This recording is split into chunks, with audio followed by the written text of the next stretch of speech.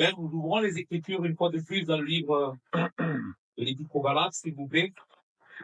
Nous allons refaire la même lecture que dimanche dernier. Nous allons voir certaines vérités que nous n'avons pas eu le temps de voir dimanche dernier. Donc, nous relisons à partir du verset 11 du chapitre 1er, Galates 1, verset 11. Je vous déclare, frère, que l'évangile qui a été annoncé par moi n'est pas de l'homme, car je ne l'ai ni reçu ni appris de l'homme, mais par une révélation de Jésus-Christ.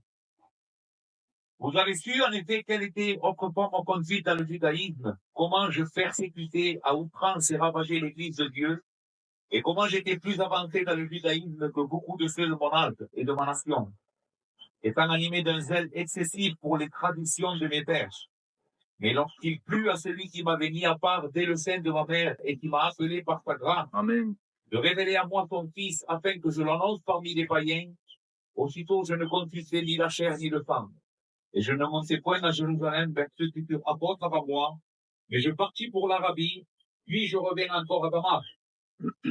3 ans plus tard, je montai à Jérusalem pour faire la connaissance de Céphas qui est Pierre, et je demeurai 15 jours chez lui, mais je ne vis aucun autre des apôtres qui se met Jacques, le frère du Seigneur. Dans ce que je vous écris, voici, devant Dieu, je ne mens point. J'allais ensuite dans les contrées de la Syrie et de la Cilicie. Or, j'étais inconnu de visage aux églises de Judée qui sont en Jésus-Christ. Elles avaient seulement entendu dire que ceux qui autrefois nous persécutaient annoncent maintenant la foi qui s'est Amen. portée à l'ordre des prières et Amen. elles glorifiaient Dieu Alléluia. à mon sujet. Amen. Amen. Amen. Gloire à Dieu. Dimanche dernier, donc, nous avons vu ce passage et nous avons pu apprendre à partir de ce texte que l'évangile que Paul avait prêché aux Galates était la vérité de Dieu, parce que Paul nous enseigne dans ce passage, il ne l'avait pas reçu ou appris des hommes. Paul n'avait pas reçu cet évangile des apôtres, ni aucun autre homme enseignant ou qui que ce soit lui avait enseigné. Il le tient comme une révélation de Jésus-Christ.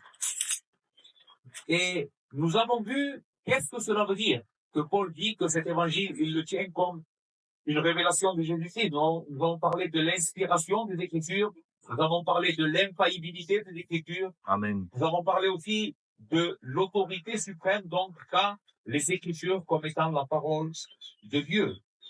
Ceci constitue réellement le cœur de ce passage. Dans le chapitre 1er, du verset 10 au verset 24, Paul, c'est celle-ci l'idée qu'il veut vraiment transmettre. C'est l'idée principale de ce texte. La vérité que Paul a enseignée aux Galates, il la tient de Dieu lui-même. Et ça, nous l'avons déjà vu. Mais il y a autre chose dans le passage que je voudrais voir avec vous ce matin. Dimanche, nous avons fait une question au passage. Comment les Galates pouvaient être sûrs que l'évangile que Paul leur avait enseigné était la vérité de Dieu? Mettons 5 minutes dans la peau des Galates. Les hommes et les femmes, cette église avait des hommes en face d'eux, des faux docteurs. On le sait par rapport à la lettre que nous sommes en train d'étudier. Mais c'était des hommes qui paraissaient saints, qui paraissaient être des hommes louables, et qui enseignaient les Écritures à partir de la Bible. Donc vraiment, les Galates étaient perturbés. Comment est-ce qu'ils pouvaient savoir que l'évangile de Paul était le véritable évangile et pas l'évangile de ces faux docteurs? Eh bien, la première chose que nous avons vue, c'est parce que l'évangile que Paul enseignait, il le tenait de Dieu lui-même. Ceci est l'argument principal. Mais aussi, une chose qui prouve la véracité de l'évangile que Paul enseignait, c'est que seul cet évangile possède la puissance de sauver et de transformer celui qui le reçoit par la foi. Amen. Je répète ceci. Comment est-ce qu'on peut savoir que l'évangile qu'on a cru est la vérité? Premièrement, parce que c'est un évangile qui est biblique. Deuxièmement, parce que cet évangile biblique a la puissance de sauver. Seulement cet évangile biblique a la puissance de sauver. Il a la puissance de sauver en transformant l'homme pécheur. En faisant qu'un homme pécheur, un homme qui ne veut pas savoir qui est Dieu, ni quoi que ce soit au sujet de Dieu, tout à coup se réveille et commence à croire en Christ comme étant l'unique sauveur. Comment est-ce possible? Eh bien, ceci, c'est la puissance de l'évangile. Et c'est la deuxième vérité que je voudrais voir avec vous à partir de ce passage aujourd'hui. Paul dira dans Romains 1, verset 16, « Car je n'ai point honte de l'évangile, c'est la puissance de Dieu pour le salut de quiconque croit. » L'évangile, c'est la puissance de Dieu pour le salut de quiconque croit. Les frères, l'évangile est bien plus qu'un simple message. Un message qui est porté par la voix d'un homme mortel comme moi aujourd'hui. La puissance ne se trouve pas dans la personne qui est en train de prêcher l'évangile, et ça, on le dit à chaque fois, nous sommes faibles, autant pécheurs que vous. Nous n'avons rien de particulier. Donc, la puissance ne se trouve pas dans celui qui le prêche. L'évangile est la puissance de Dieu parce que la puissance de Dieu se trouve dans l'évangile. La puissance de Dieu se trouve dans l'évangile, cette puissance salvatrice qui seule peut libérer les hommes du péché et de la mort. C'est dans la mesure, écoutez bien, c'est dans la mesure où le peuple de Dieu est conscient de cette vérité que la puissance de Dieu pour sauver se trouve dans l'évangile, c'est l'évangile de Jésus-Christ. C'est dans la mesure que le peuple de Dieu connaît cette vérité, il va avoir en haute estime cet évangile. Oui. Amen. Il va se glorifier de cet évangile. Alléluia. Il va annoncer l'évangile de Jésus-Christ. Il tiendra pour seul espoir, pour sa famille, pour ses amis, pour le salut de ses enfants, pour le salut de la nation, pour le salut de ceux qui nous entourent. Il tiendra pour seul espoir la proclamation de cet évangile. Et nous avons un exemple dans la vie de Paul. Je suis en train de vous dire, Paul était prêt à tout pour annoncer l'évangile. Il était prêt à tout. Même à perdre la vie, cela a été nécessaire. Pourquoi Paul était prêt à tout pour annoncer l'évangile? Parce qu'il savait que seulement dans l'évangile, il y avait la puissance de Dieu qui pouvait sauver. Amen. L'église de Dieu est l'église évangélique de la grâce. Pourquoi cette vérité est aussi importante pour nous ce matin? Parce que quand une église n'est pas consciente que l'évangile est la puissance de Dieu pour sauver, elle se détournera très facilement de la centralité de l'évangile. Pour annoncer plein d'autres choses et faire plein d'autres choses qui en réalité n'ont aucune puissance et n'ont aucune valeur pour sauver les hommes. Donc aujourd'hui, je voudrais voir trois choses avec vous dans notre texte. Nous allons voir pour qui est cette puissance salvatrice de l'évangile, pour qui elle est, qui peut prétendre avoir droit à cette puissance salvatrice de l'évangile. Deuxièmement, nous allons voir comment se manifeste la puissance salvatrice de l'évangile. Et troisièmement, nous allons voir de quoi est capable la puissance salvatrice de l'évangile. Pour qui, comment et qu'est-ce qu'elle peut faire. Au verset 13, il est écrit, « Vous avez su, en effet, quelle était autrefois ma conduite dans le judaïsme, comment je persécutais à outrance et ravageais l'église de Dieu, et comment j'étais plus avancé dans le judaïsme que beaucoup de ceux de mon âge et de ma nation, étant animés d'un zèle excessif pour les traditions de mes pères. » Ici, pour ceux qui n'étaient pas là, dimanche dernier, c'est Paul qui est en train de parler de lui-même, l'apôtre Paul, le grand apôtre de Jésus-Christ. Il est en train de nous raconter quelle était sa conduite avant sa conversion. C'est bien ce qui est extraordinaire, et amis ici présents, ce qui est extraordinaire avec l'évangile de Jésus-Christ, c'est que cette bonne nouvelle du salut n'est pas réservée aux bonnes personnes. Ouais. Voici ce qui est extraordinaire avec l'évangile de Jésus-Christ. C'est que cette bonne nouvelle n'est pas réservée uniquement aux bonnes personnes. Pour ceux qui ne font de tort à personne.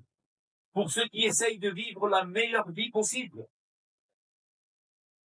Pour ceux qui essayent de vivre une vie morale, une vie honnête, une vie qui observe scrupuleusement les lois. Ouais. L'évangile n'est pas réservé pour eux. Mais cet évangile est venu sauver les personnes qui sont perdues. Voici ce que Jésus lui-même dira dans Marc, chapitre 2, l'évangile de Marc, au chapitre 2, verset 17. Ce ne sont pas ceux qui se portent bien qui ont besoin de médecins, mais les malades. Je ne suis pas venu appeler des justes, mais des pécheurs. Pour qui est réservé l'évangile? Eh bien, il est réservé pour les malades et les injustes. Pour ceux qui en ont besoin. La bonne nouvelle de l'évangile de Jésus-Christ est pour ceux qui n'obéissent pas à la loi. Et qui ne vivent pas une vie morale. Qui sont malhonnêtes. Maintenant, ceci ne veut pas dire que Dieu veut nous laisser dans un tel état, malhonnête, ne vivant pas en observant les lois, étant un pécheur. Au contraire, Dieu veut nous sauver de cela. Dieu est venu nous sauver du péché. Amen. Mais l'évangile est réservé pour les pécheurs. En réalité, voici la seule et unique nécessité pour avoir droit à l'évangile, être un pécheur. Amen. C'est ça. Pour qui est ouvert l'évangile? Eh bien, pour les pécheurs. Si tu n'es pas pécheur, tu n'as pas droit à l'évangile.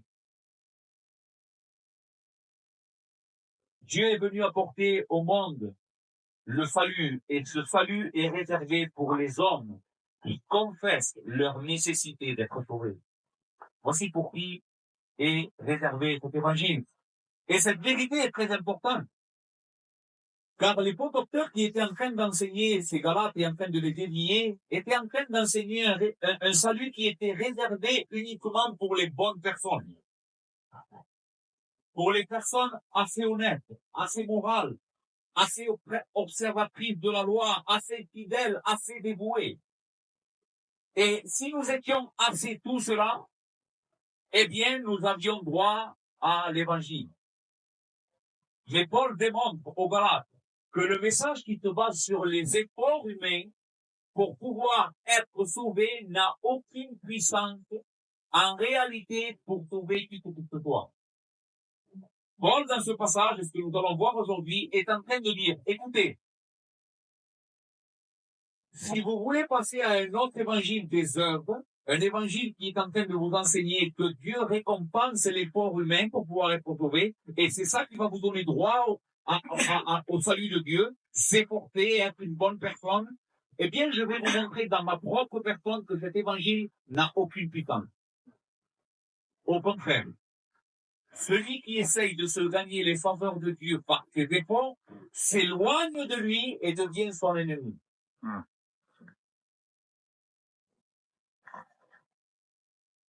Mais frère, qui était l'apôtre Paul avant sa conversion? C'est ce que nous allons essayer de voir. Paul était juif, né dans la ville de Tars, et cet homme a grandi à Jérusalem, selon le texte que notre frère Juan a lu tout à l'heure. Il a été élevé au pied de Gamaliel. Gamaliel était, ou est, un des plus grands rabbins reconnus par les Juifs. Il y a certains de ses écrits qui sont dans le Talmud, un livre vénéré par les Juifs. Nous trouvons cet homme et des récits au sujet de cet homme dans la Bible elle-même. À un moment donné, Gamaliel va se lever au milieu d'un concile pour, d'une certaine manière, défendre les apôtres. Dans Acte 5, verset 34, il est écrit, « Mais un pharisien nommé Gamaliel, docteur de la loi, estimé de tout le peuple, il va se lever au milieu de ces hommes et dire, « Hommes, frères, prenez garde. Si vous combattez contre Dieu, vous n'allez pas réussir en parlant des apôtres. » Il va dire, « Laissez ces hommes faire. Si leur affaire n'est pas de Dieu, eh bien cela va te détruire rapidement. » Donc cet homme était un homme vénéré au milieu d'Israël à cette époque. Ce grand rabbin était reconnu par tout le peuple et c'était lui qui avait instruit Paul en ce qui concerne la loi et toutes les traditions juives. C'était ce grand homme, ce grand rabbin. Dans Philippiens 3, Paul dira, « Moi, circoncis le 8e jour, de la race d'Israël, de la tribu de Benjamin, hébreu, né d'hébreu quant à la loi, pharisien. » Donc, voici déjà une première image de qui était l'apôtre Paul avant sa conversion. Un juif faisant partie de la secte la plus conservatrice du judaïsme, les pharisiens qui étaient les hommes les plus zélés pour la religion juive. Et je tiens ici à souligner que ce zèle que Paul avait avant sa conversion était pour la religion, pas pour Dieu, pour la religion. Verset 14 de notre passage. Et comment j'étais plus avancé dans le judaïsme que beaucoup de ceux de mon âge et de ma nation, étant animés d'un zèle excessif pour la tradition de mes pères. Paul qualifie ici le zèle qu'il avait pour la religion et les traditions de ses pères comme étant excessif, littéralement au-delà de toute mesure. Excessif. Maintenant, les pères, et je veux que vous soyez attentifs à cela, quelle était la chose pour laquelle Paul était excessivement zélé? Pour les traditions de les pères. C'est ce que dit notre passage. Étant excessivement zélé pour la tradition de mes pères. Le mot que Paul emploie pour tradition, il dit, est le mot paradoxie, en grec, qui peut être traduit comme transmission. On va laisser monter au pied. Transmission d'enseignement oral. Une transmission d'un enseignement de manière orale. Et je vais vous lire quelques passages dans les Écritures où Jésus lui-même parlera de cette tradition enseignée par les Juifs. Et vous allez voir comment est-ce que Jésus parle de cette tradition pour laquelle Paul était zélé. Est-ce que Paul était zélé pour la parole de Dieu et pour le Dieu véritable? Ou est-ce que Paul était zélé pour une fausse religion qui le menait à être un grand pécheur? Écoutez ce que dira le Seigneur dans Marc chapitre 7, verset 7, il dira, les Écritures disent, les pharisiens et quelques scribes venus de Jérusalem s'assemblèrent auprès de Jésus, et ils dirent quelques-uns de ses disciples prendre leur repas avec des mains impures, c'est-à-dire non lavées. Les disciples étaient en train de marcher, en train de faire des choses, et ils vont manger sans se laver les mains, et les Juifs pieux, pharisiens, comme Paul, vont venir vers Jésus pour lui poser certaines questions à ce sujet. Or, et ici c'est un commentaire que Marc met, or les pharisiens et tous les Juifs ne mangent pas sans s'être lavés soigneusement les mains, conformément à la tradition des anciens. Ici, conformément à la tradition ici c'est le même mot que nous trouvons dans notre passage. Et quand ils reviennent de la place publique, ils ne mangent qu'après s'être purifiés. Ils ont encore beaucoup d'autres observances traditionnelles, comme le lavage des coupes, des cruches et des vases d'airain. Et les pharisiens et les scribes lui demandèrent donc à Jésus, pourquoi tes disciples ne suivent-ils pas la tradition de nos anciens? Pas la parole de Dieu. La tradition de nos anciens. Mais prennent-ils le repas avec les mains impures? Jésus leur répondit, hypocrite. Isaïe a bien prophétisé sur vous, ainsi qu'il est écrit, ce peuple m'honore des lèvres, mais son cœur, est éloigné de moi. C'est en vain qu'il m'honore, en donnant des préceptes qui sont des commandements d'hommes. Vous abandonnez le commandement de Dieu et vous observez la tradition des hommes. Il leur dit encore, vous rejetez fort bien le commandement de Dieu pour garder votre tradition. Car Moïse a dit, honore ton père et ta mère. Et celui qui maudira son père ou sa mère sera puni de mort. Ici, c'est un commandement de Dieu. La Bible enseigne qu'un homme doit honorer son père et sa mère dans sa vieillesse. C'est-à-dire quand un papa ou une maman qui était arrivé à un certain âge ne pouvait plus d'une certaine manière venir à ses besoins et à ses nécessités, c'est aux enfants que la charge revient. Ça, c'est la sagesse de Dieu, la parole inspirée de Dieu qui a commandé cela. D'accord? Ça, c'est le commandement de Dieu. Mais j'ai dit, vous détournez de ce commandement divin qui est la parole inspirée de Dieu pour faire autre chose. Et quelle est l'autre chose que ces hommes préféraient observer? Mais vous dites, si un homme dit à son père ou à sa mère, ce dont j'aurais pu t'assister est courban, c'est-à-dire une offrande à Dieu, vous ne le laissez plus rien faire pour son père ou pour sa mère, annulant ainsi la parole de Dieu pour votre tradition que vous avez établie et vous faites beaucoup d'autres choses semblables. Ces hommes avaient établi une loi. En réalité, c'était une loi perverse. Parce que la parole de Dieu disait, tu dois t'occuper de ton père et de ta mère lors de ta vieillesse.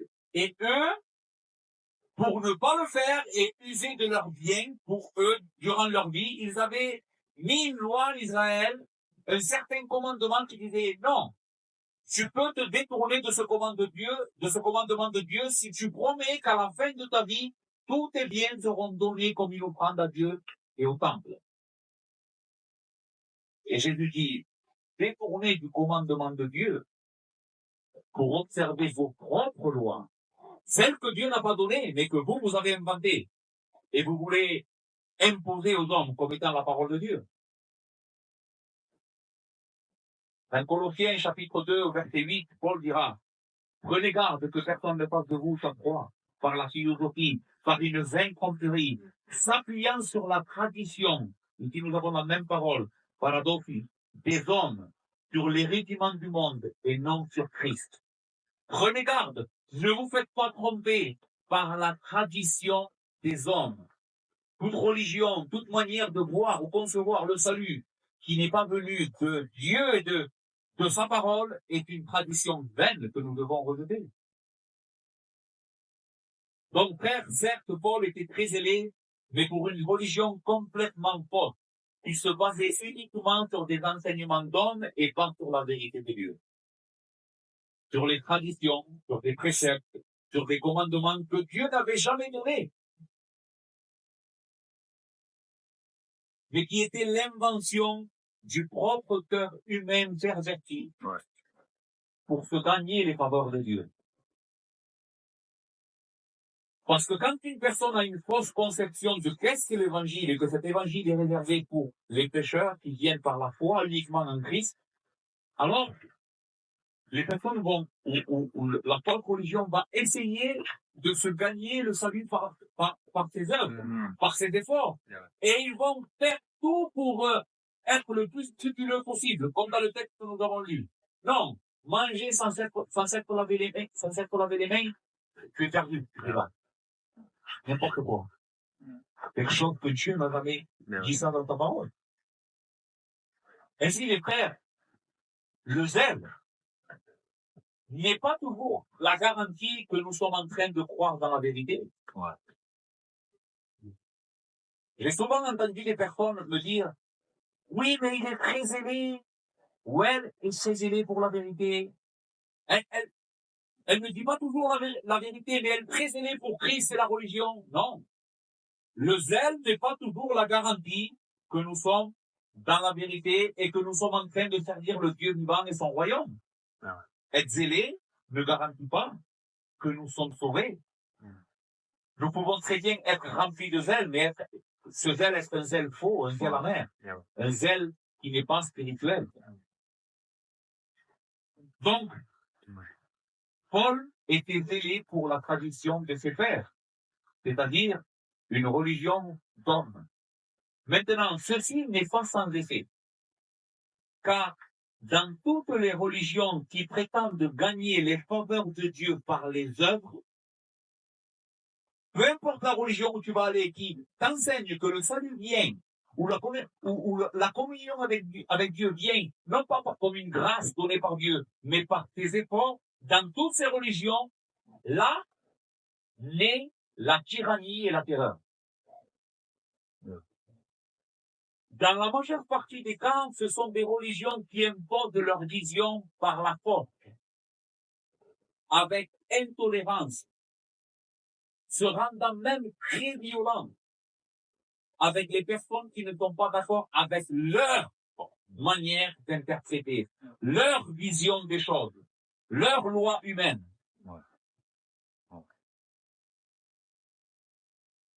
Les frères, seul l'évangile de Jésus-Christ, dans sa pureté, produit la paix, l'amour, la patience, la douceur, la bienveillance, la bonté. Seul l'évangile de Jésus-Christ. Vous savez pourquoi? Parce que cet évangile vient du ciel, il ne vient pas de nous. Amen. Et seul l'évangile de Jésus-Christ, seule une église véritable de Christ, où on proclame l'évangile et où on croit l'évangile, seul l'évangile de Jésus-Christ permet aux hommes de vivre ensemble dans la paix, sans se déchirer. Ouais. Uniquement dans l'évangile, tu verras une église sainte. Uniquement dans l'évangile. L'amour nous vient du ciel, les frères. Mais le berceau de la guerre et de la violence a toujours été les fausses religions. Là qu'on est, les guerres et les violences, dans les fausses religions, c'est-à-dire dans la religion qui prêche l'effort humain pour se rapprocher de Dieu. Car là où il y a un esprit sectaire qui s'accroche à ses propres pensées purement humaines et charnelles, il y a un persécuteur de l'Église de Dieu. C'est ce que nous voyons encore une fois dans notre texte, c'est verset 13. Vous avez vu, en effet, quelle était autrefois ma conduite dans le judaïsme et comment je persécutais à outrance et ravageais l'Église de Dieu. Pourquoi Paul faisait ça? Pourquoi Paul, avant sa conversion, était l'ennemi numéro 1 de l'Église de Christ? Comment ça se fait? Parce qu'il était excessivement zélé pour sa religion. La parole persécuter dans notre texte veut dire faire courir ou mettre les gens en fuite, harceler, troubler, molester, persécuter. Et le mot ravager veut dire détruire, renverser. Voici de quelle sorte d'homme il était. Il voulait persécuter les chrétiens et il voulait ravager et renverser l'Église de Jésus-Christ. Et tout cela en pensant qu'il faisait ce que Dieu voulait, ou pas. Tout cela en étant complètement aveuglé par Satan, par le mal et par son péché, étant pleinement convaincu que c'était la seule chose à faire, détruire le témoignage de Jésus-Christ de la terre. Quelle erreur, quel aveuglement. Un homme de Dieu dira, Paul avait persécuté l'Église de Dieu à outrance. Cette expression semble indiquer la violence, la sauvagerie même avec laquelle il exécuta sa triste mission. Ce qu'il nous dit ici est peut-être complété par le livre des Actes. Il se rendait de maison en maison à Jérusalem, se saisissant de tous les chrétiens qu'il pouvait trouver, hommes et femmes, et les jeter en prison. Quand il s'agissait de condamner les chrétiens, il votait leur mise à mort, comme nous le voyons au moment de la lapidation d'Étienne. Non content de persécuter l'Église, il voulait en réalité la détruire, car il était résolu à l'exterminer. Ainsi, les frères, qui était l'apôtre Paul avant sa conversion? Un homme complètement perdu dans une fausse religion, complètement aveuglé par le mensonge de Satan, qui était devenu un persécuteur de l'Église véritable de Dieu qu'il croyait connaître. Un homme complètement perdu, vivant dans le péché, ennemi du bien, ennemi de Christ et ennemi du Dieu d'Israël. Un homme rempli de pensées et de sentiments qui ne venaient pas de Dieu. Donc, pour qui est la puissance salvatrice de l'Évangile des frères? Voici la bonne nouvelle de ce matin. Pour qui est la puissance salvatrice de l'Évangile? Pour les hommes et les femmes comme Paul. Paul était un extrême bon candidat pour être sauvé, car c'était un grand pécheur, un homme vivant dans le mensonge. L'évangile est pour les hommes et les femmes perdus vivant dans le péché, qui ont besoin d'être rachetés, pardonnés, justifiés, sanctifiés, glorifiés. Voici pour qui est l'évangile. L'évangile est la bonne nouvelle annoncée au monde que le Fils de Dieu a triomphé du péché, du monde, du diable et de Satan et de la mort. Et qu'il y a maintenant en lui, en Christ, assez de puissance pour nous transformer, nous libérer et faire d'un persécuteur de l'Église comme Paul, le plus grand des apôtres de l'Église des Corinthiens. L'évangile, c'est la bonne nouvelle de Christ et le chemin de la vérité. Christ est le chemin, la vérité et la vie. Et quiconque vient à lui par la foi et la repentance peu importe qui il est ou ce qu'il a fait, celui qui vient à Christ par la repentance et la foi peut obtenir immédiatement le pardon de tous ses péchés et un cœur nouveau. Amen. Imagine ce que j'étais en train de te dire. C'est pourquoi tu n'es pas en train et qui peut-être n'est pas accoutumé à entendre ce message. Qu'est-ce que la bonne nouvelle de l'évangile? C'est la bonne nouvelle de ce que Dieu a fait pas ce que tu dois faire, ce que Dieu a fait dans la personne de son Fils Jésus-Christ pour pouvoir effacer tous tes péchés Amen. et te donner une vie nouvelle. Faire de toi un homme, une femme nouvelle. Appliquons déjà ce premier point. Pour qui est l'évangile? Pour les pécheurs. Comme Paul, comme nous venons de le voir.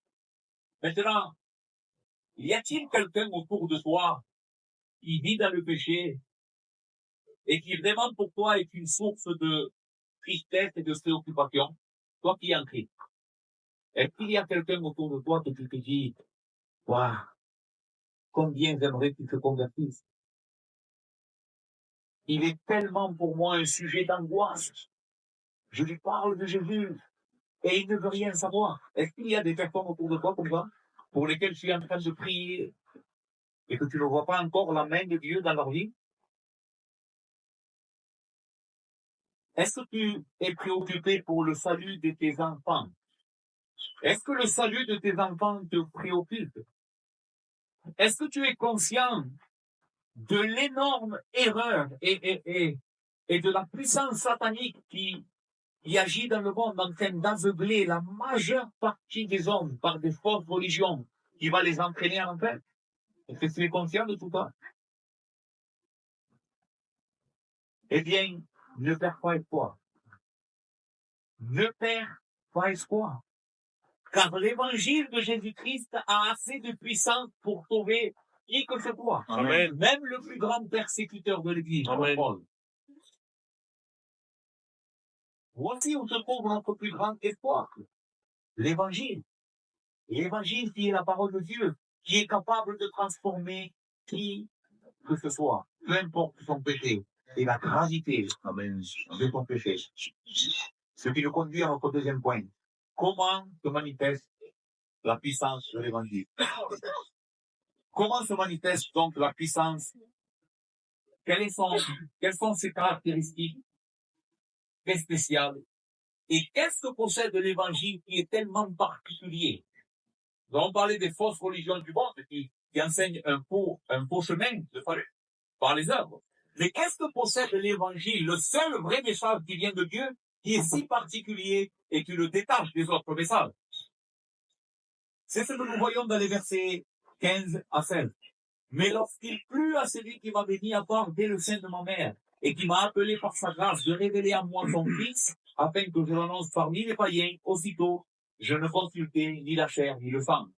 Les frères, qu'est-ce qui distingue l'évangile de Jésus-Christ de toute autre religion du monde? Quelle est la chose dont nous devons nous assurer de bien avoir compris pour ne pas perdre l'évangile? Eh bien, c'est que le salut qui nous est offert dans l'évangile nous est donné par grâce.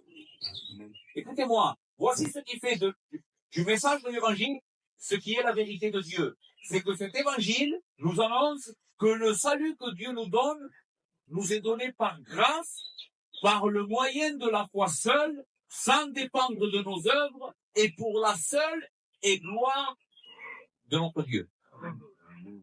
Là où nous avons la proclamation de ce message, c'est parce que nous avons le véritable évangile. Je répète, le véritable évangile possède ces caractéristiques particulières. C'est que c'est un message de grâce qui nous appelle à la foi et pour la seule gloire de Dieu. Amen. Amen. Là où il n'y a pas une compréhension de l'évangile de cette manière-là, c'est parce que nous n'avons pas l'évangile. Écoutez comment nous le voyons dans le passage que nous sommes en train de voir. Quelle était la perception du salut que l'apôtre Paul avait avant sa conversion? Dans notre propre passage, verset 13.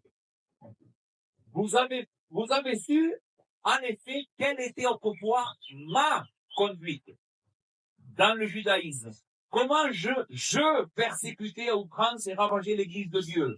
Et comment j'étais plus avancé dans le judaïsme que beaucoup de ceux de mon âge et de ma nation, étant animé d'un zèle excessif pour la tradition de mes pères.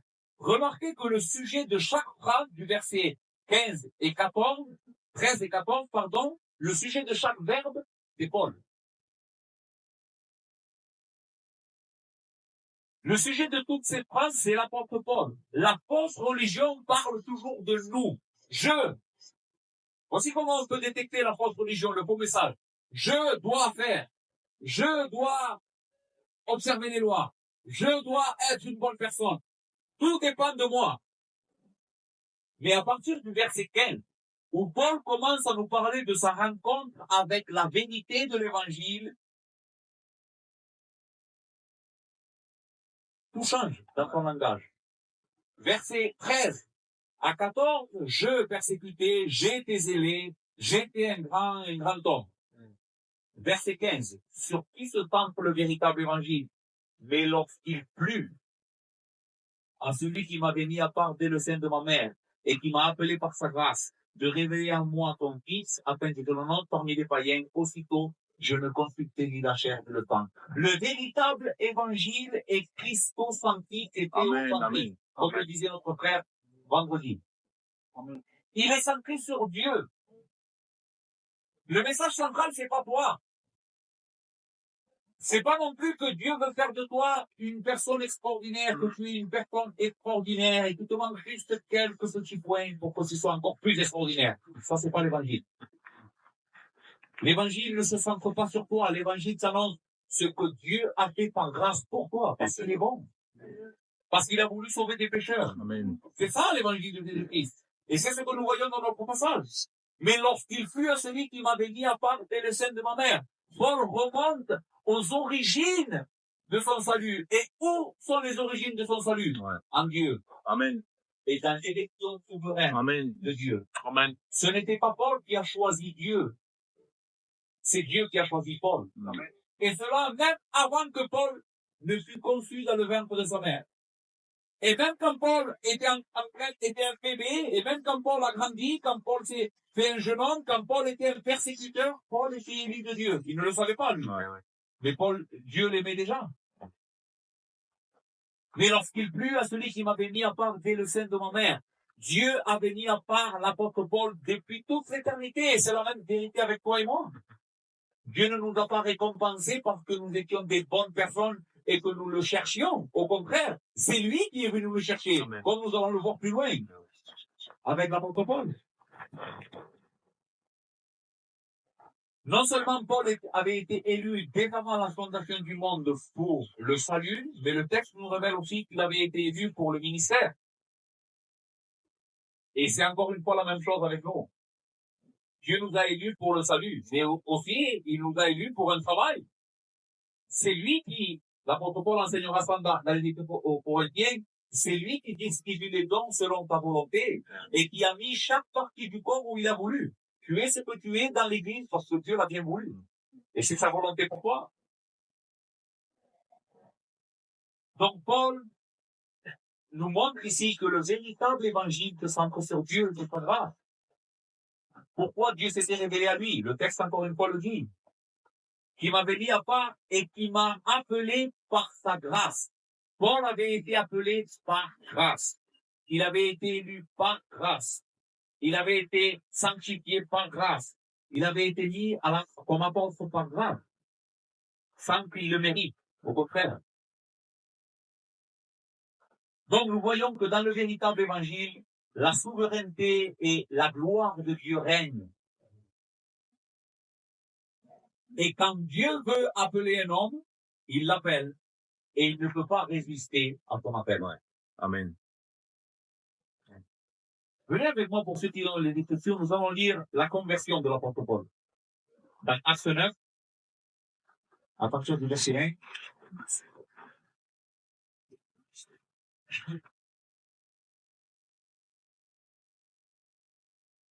Il est écrit, cependant, Saul, qui est Paul, respirant encore la menace et le meurtre contre les disciples du Seigneur, se rendit chez le souverain sacrificateur et lui demanda des lettres pour les synagogues de Damas, afin qu'il s'y trouvait des partisans de la nouvelle doctrine. Ici, c'est Christ et son évangile.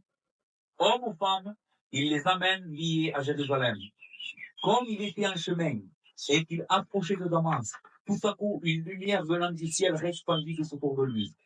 Il tomba par terre et il entendit une voix qui lui disait, Saul, Saul, pourquoi me persécutes-tu?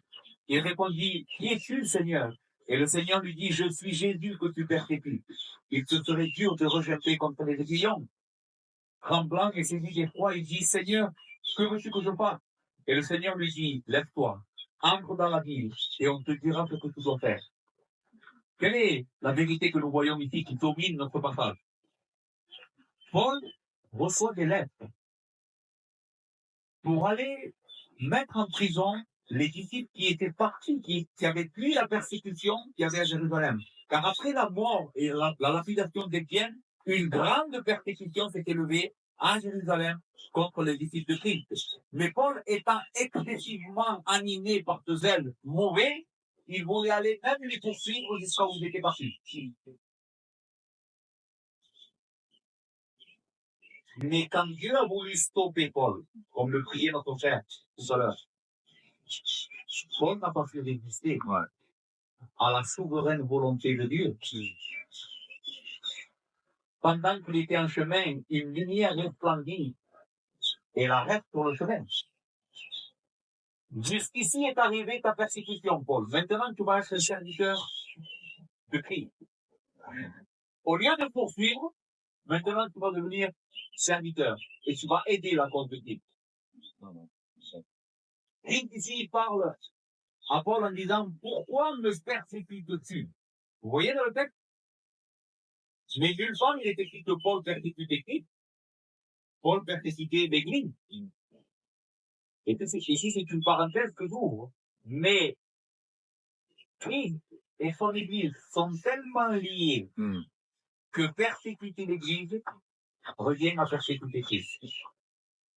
Ceci devrait être pour toi un grand soulagement. Je pensais à ça ce matin, et vraiment ça m'a fait du bien. Quand une personne te persécute, elle n'est pas en train seulement de te persécuter toi, mais elle persécute Jésus.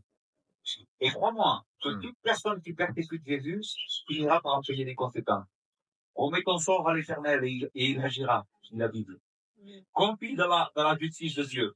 Le Seigneur est ton Seigneur, un jour, il y aura cette justice qui sera faite. Mais Paul est ici en train de parler avec le Seigneur et dit, qui es-tu? Et le Seigneur lui dit, je suis Jésus, que tu persécutes. Il te serait dur de rejeter contre les aiguillons. Ici, les aiguillons en question, c'était une sorte de pic qui était employé pour conduire les bœufs au travail. Vous savez que, à cette époque-là, pour labourer les femmes, on se servait de certains animaux, et des bœufs, en l'occurrence.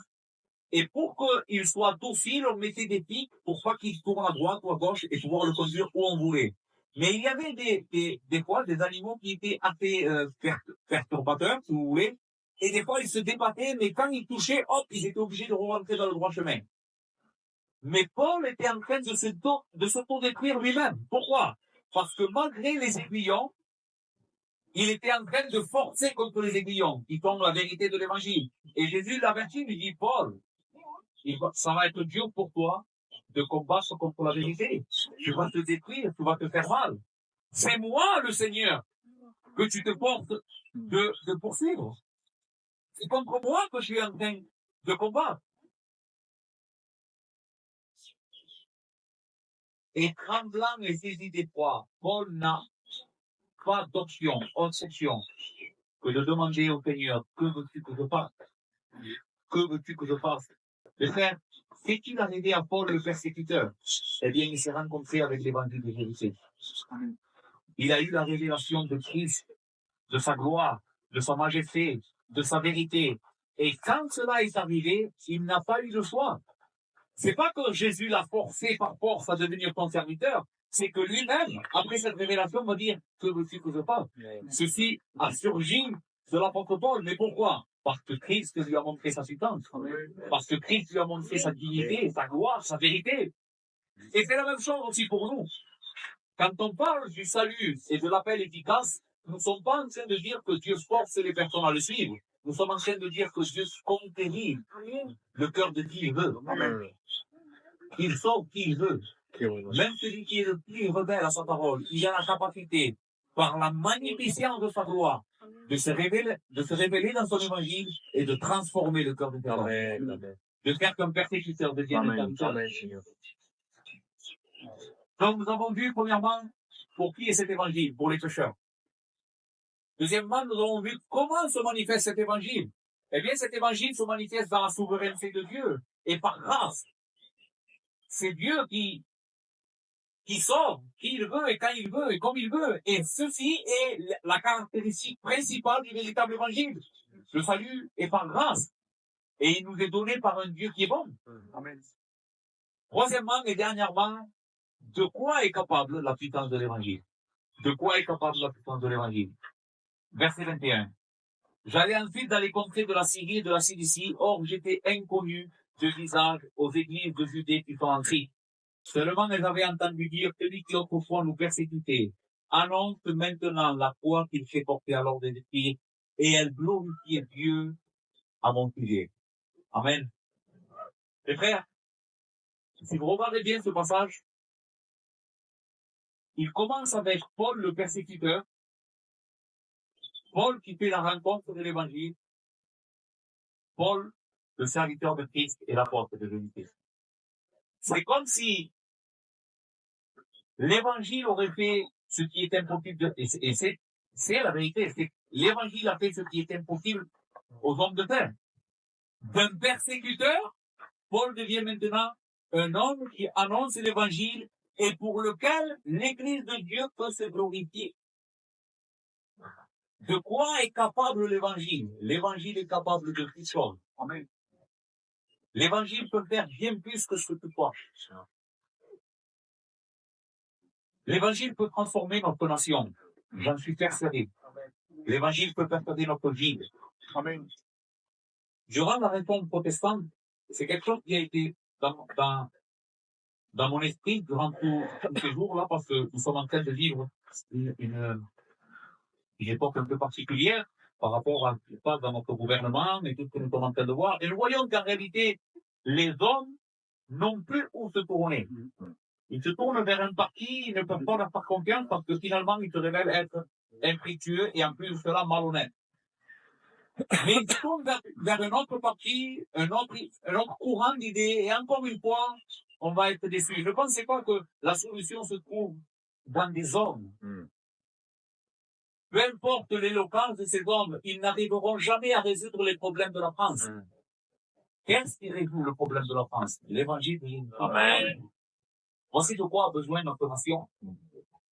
Et faire pendant la réforme protestante, au XVIe siècle, il n'y a pas eu plus de loyauté, de prospérité, de progrès, de justice que durant cette époque-là. Si vous regardez des livres historiques, ils vous enseignent là, dans cette époque-là, il y a eu un progrès extraordinaire en Europe. Pourquoi? Et je parle ici pas spécialement des choses de l'Église, mais dans l'humanité, dans la vie quotidienne des hommes, il y a eu des progrès extraordinaires. Pourquoi? Parce que l'évangile de Jésus-Christ était en train d'être enseigné fidèlement. Voilà pourquoi ces hommes et ces femmes et cette société étaient transformés, parce que l'évangile était en train de transformer les mœurs, elle était en train de transformer les idées, elle remettait les choses en place. Amen. Les hommes craignaient Dieu, et tout cela faisait que les choses fonctionnent. Amen. Mais quand une nation s'éloigne de Dieu et de sa parole, elle se hunde en el pecado. Et tout va mal. Donc, de quoi est capable la puissance de l'évangile? La puissance de l'évangile est capable de tout, c'est vrai. Nous devons la proclamer. Amen. Crois-moi, c'est la seule chose à faire. Priez le Seigneur, apprendre bien qu'est-ce que l'évangile de Jésus-Christ et l'enseigner à toutes les personnes qui t'entourent. Parce que plus nous allons affecter les personnes avec l'évangile, plus nous allons avoir des progrès dans notre propre vie et dans la vie de l'autre. Mes frères, qu'avons-nous appris dans cette section de ce passage? Eh bien que l'évangile nous a été donné de Dieu et que l'évangile est la seule source de salut pour l'humanité. Si nous gardons cet évangile, si nous proclamons cet évangile, Dieu sera avec nous. Au moment où nous nous éloignons de cet évangile, et crois-moi, Dieu nous abandonnera. Parce que Dieu honore sa parole. Et s'il honore sa parole, il honore ceux qui honorent sa parole aussi. Si nous sommes des hommes qui craignons sa parole et qui gardons sa parole, pas des hommes parfaits, mais des hommes qui aiment la parole de Dieu, une église qui aime la parole de Dieu, nous allons voir la gloire de Dieu au milieu. Et c'est ce que nous sommes en train déjà de voir. Et crois-moi, Dieu ne fait que commencer les choses qu'il est en train de faire au milieu de nous. J'en suis persuadé. Si nous continuons à être fidèles, lui se montrera beaucoup plus fidèle que nous. Amen. Et pour toi qui est ici ce matin et qui n'a pas reçu Christ dans ta vie, écoute, il y a qu'une seule vérité. Cette vérité nous a été révélée dans ce livre. Et c'est le Christ que nous te prêchons aujourd'hui. Un Christ qui s'est donné pour tes péchés, alors que tu ne méritais rien. Viens à lui. Viens à lui si tu as compris que tu as besoin toi aussi de salut. Si je dis aujourd'hui, Seigneur, pour la première fois, je comprends que tous mes problèmes ont pour base mon péché et mon éloignement de toi. Il est là, mon souci. C'est que je ne te connais pas. Peut-être j'étais zélé pour une certaine religion, une certaine philosophie, mais en réalité, cela engendrait que du mal dans ma vie, comme dans l'apôtre Paul. Mais lorsqu'il plut à Dieu d'appeler l'apôtre Paul, et j'espère pour toi, c'est ce qu'il est en train de faire ce matin, il t'appelle par sa voix, personnellement. S'il t'appelle aujourd'hui, viens à lui par la foi. Amen. Il va te sauver. Amen. Il va te donner un nouveau cœur, une nouvelle vie, capable de l'aimer et d'aimer les autres. Viens à Christ, s'il te plaît. Ne lutte plus contre la vérité. La vérité est là. Que le Seigneur vous bénisse, frères. Amen. Prions le Seigneur.